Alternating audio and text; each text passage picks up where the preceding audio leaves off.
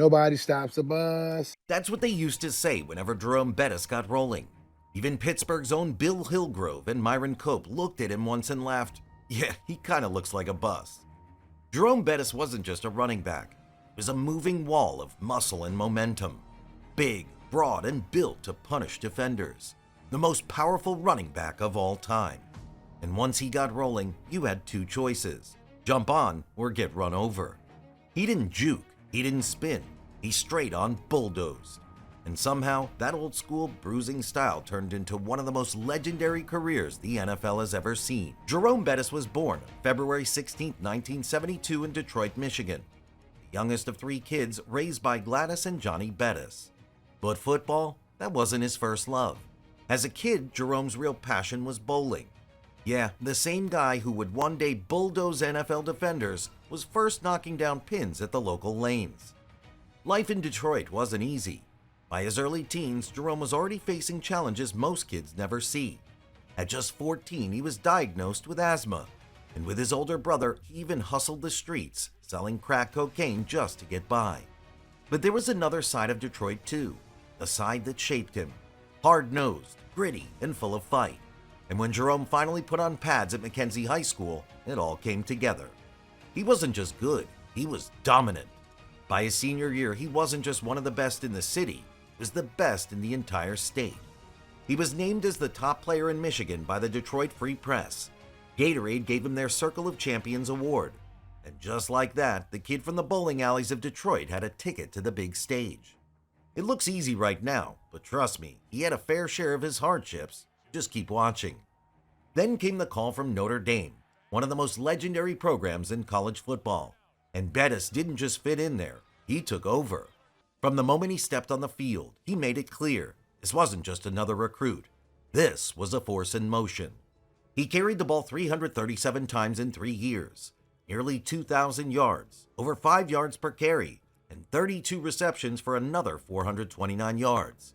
But numbers don't tell the whole story, because Bettis was a touchdown machine. In his sophomore season, he set the Notre Dame record for 20 touchdowns in a single year. 16 on the ground, 4 through the air, 23 if you count the Sugar Bowl. And that record still stands. In the 1993 Cotton Bowl against Texas A&M, Bettis closed his college career with a performance that was pure buzz. He delivered 20 carries for 75 yards, punched in 2 rushing touchdowns. Just to make it sweeter, hauled in a 26-yard touchdown catch. Notre Dame crushed the Aggies 28-3. And in that moment, Jerome Bettis knew it was time to take the next step. Time to leave college behind and chase his NFL dream. He would forego his senior year and enter the NFL draft. The NFL came calling in 1993. The Los Angeles Rams took Bettis 10th overall in the draft and handed him a 3-year contract worth over $4 million. And right away, he was a star. Chuck Knox's ground and pound offense fit him perfectly. Defenders bounced off him, and before long he had a new nickname, the Battering Ram. As a rookie, Bettis rushed for 1,429 yards, second only to Emmitt Smith. He led the league in first downs. He led it again in runs of 10 yards or more, and he tied for the top spot with 7 games over 100 yards. Pure dominance from start to finish. He was named first team All-Pro, Offensive Rookie of the Year, the only rookie to make the All-Pro team that season. For a moment, it looked like the bus would run forever, but the Rams were a sinking ship. The team finished last in the division in each of his first 2 seasons, and by 1995, everything changed. The Rams moved to St. Louis. New coach, new system. Pass-heavy, finesse-driven. It wasn't the kind of offense made for a power back like Bettis. Suddenly, Bettis didn't fit. His rushing totals collapsed to just 637 yards. The new staff gave him a choice: switch to fullback or leave. And Bettis wasn't ready to become a blocker. He believed he still had something left as a feature back. It's hard to imagine now, but at that moment Bettis seriously thought about walking away. So he went back to a familiar place, Notre Dame. Not to strap on pads this time, but to sit in classrooms. He registered for a full course load: history, philosophy, marketing, business. 18 credits, walking the campus like any other student. For a moment, it looked like the bus had reached its final stop. But then, Pittsburgh came calling. That call changed everything. On the morning of the 1996 NFL Draft, Jerome Bettis' career took a turn that would play a pivoting role in his choice. Switch positions to fullback or find a new team. Bettis believed he still had too much to give as a feature back, so he asked for a trade. On draft day, Los Angeles sent him and a third-round pick to the Pittsburgh Steelers, in exchange for a second-round pick that year and a fourth-rounder in 1997. At the time, it looked like an ordinary transaction.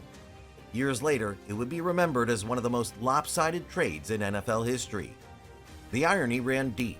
The Rams used their first-round pick on Lawrence Phillips, hoping he'd replace Bettis as their star running back. Phillips was out of the league just 3 years later, derailed by off-field problems. Bettis, on the other hand, was about to become the face of Pittsburgh football. Bettis had options. He could have chosen the Houston Oilers, who would draft Eddie George that same year.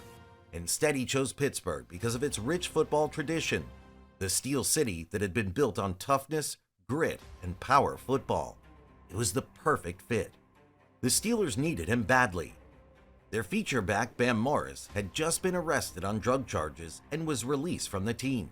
The starting job was wide open. Bettis grabbed it without hesitation. What followed was nothing short of a rebirth. In his very first season in black and gold, Bettis rushed for 1,431 yards and 11 touchdowns, earning first-team All-Pro honors, Comeback Player of the Year, Steelers Team MVP, and even the NFL Alumni Running Back of the Year. It was the bus at full throttle, barreling down defenders, proving the Rams had made a monumental mistake. From there, he became the heartbeat of the Steelers' offense. Between 1996 and 2001, Bettis recorded 6 straight 1,000-yard seasons. 3 times he topped 1,300 yards. In 1997, he came within 26 yards of the team's single-season rushing record, finishing with 1,665 yards in just 15 games before being rested for the finale. He ran with power, consistency, and an unrelenting style that Pittsburgh embraced as their own. He even made NFL history that year, scoring 2 overtime touchdowns in a single season, something no player had ever done before. But the bus wasn't just about statistics. He gave the Steelers an identity. When the offense needed 1 yard, 2 yards, a clock-killing drive in the fourth quarter, everyone knew who was getting the ball.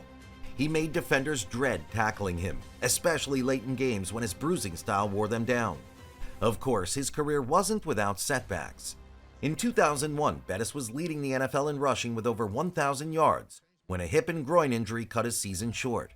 Injuries haunted him again in 2002, forcing him into a reduced role.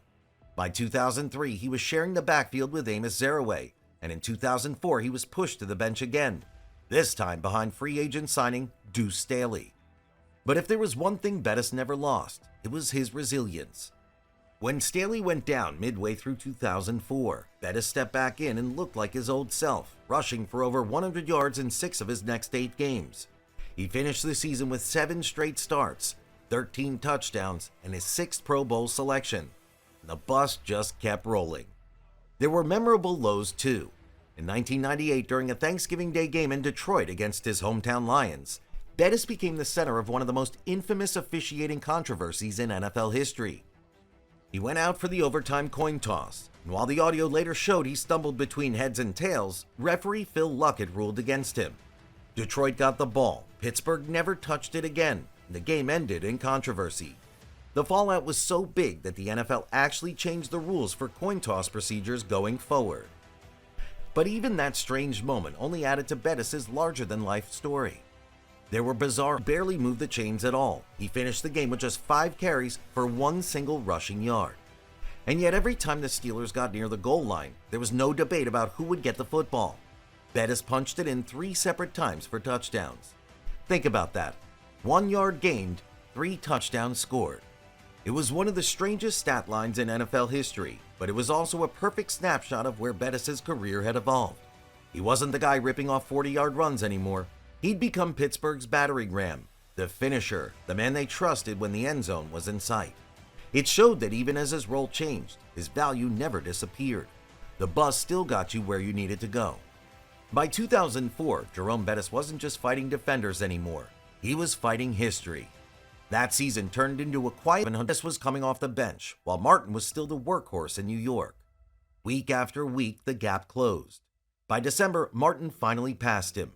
For a few hours, Bettis had fallen behind, until later that day when the Steelers kicked off and Bettis clawed the lead back with his own performance. The two men were trading places in real time. And then fate brought them together in Pittsburgh. The Jets came to town in Week 14, Martin's hometown game, and both backs reached a milestone that had never been touched before. They each crossed the 13,000-yard mark on the same field in the same game. Two warriors side by side pushing each other into history. By the end of that day, Martin led Bettis by just 9 yards. The back and forth didn't stop there. 2 weeks later, Bettis surged ahead again, passing not only Martin but also Eric Dickerson to climb into 4th place all time. It was remarkable, a backup running back rewriting the record books in the twilight of his career. But Martin had one last push left. In the final week of the season, while Bettis sat out, Martin exploded for 153 yards. Just like that, he leapt past Bettis and Dickerson for good. Bettis finished that season 5th all time, one step behind his old rival. And after the Steelers fell short in the AFC Championship game, Bettis started thinking about the end. 13 years in the league, over 13,000 yards, a body battered from collisions with men half his size but twice as eager to bring him down. So definitely retirement was calling. But there was one dream he couldn't let go of. The next Super Bowl was set for Detroit, Jerome's hometown, the place where it all began. So he came back for one last ride because the story wasn't finished yet. So he decided 2005 would be his farewell tour. He wasn't the feature back anymore, that was Willie Parker's job, but Bettis was the heartbeat of that locker room. The man who could still rumble through a pile when they needed one last push.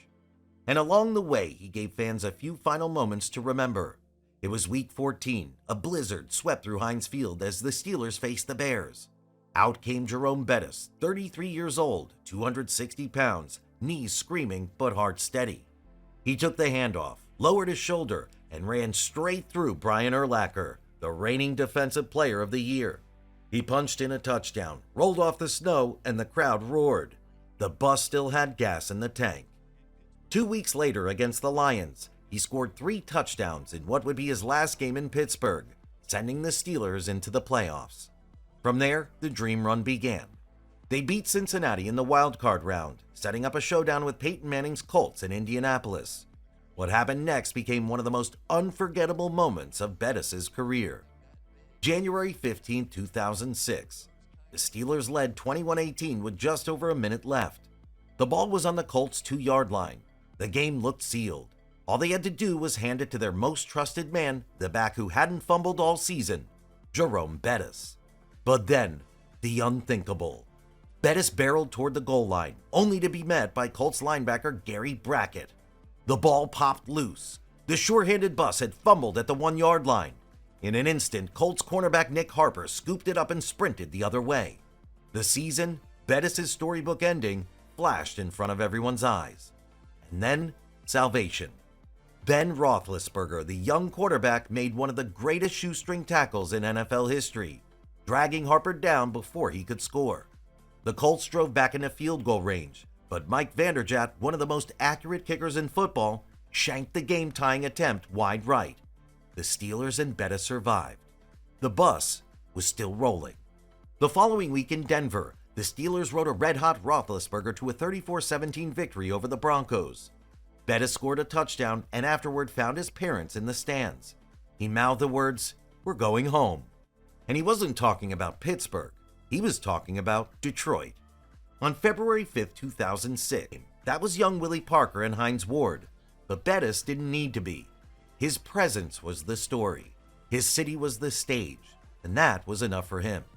When the Steelers beat the Seahawks 21-10, Bettis finally had his Lombardi trophy, a ring to match his legend. Standing on that podium, surrounded by teammates chanting his name, he said the words Pittsburgh had been waiting to hear. "This is the last stop for the bus. The bus stops here in Detroit." It was the perfect ending. A kid from Detroit who once didn't even play football, who nearly walked away, who fought asthma, injuries, and doubt, now retiring as a champion in the very place where his journey began. Bettis finished his career with over 13,000 rushing yards, 6 Pro Bowls, a Comeback Player of the Year, and the Walter Payton Man of the Year award. But more than numbers, he left behind a legacy, remembered as the Bus. because nobody stops the bus. If you enjoyed this story of Jerome Bettis, let us know who we should cover next.